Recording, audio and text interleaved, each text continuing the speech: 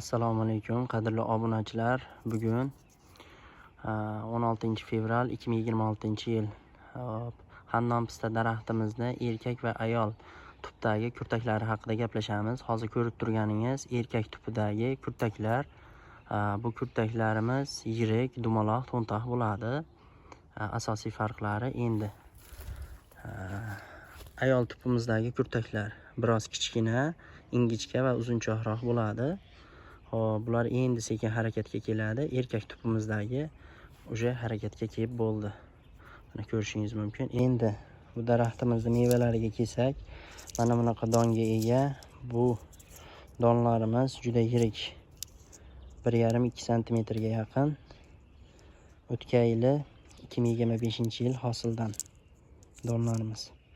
Sahifamizga obuna bo'ling, like bosing, do'stlaringizga yuborib qo'ying.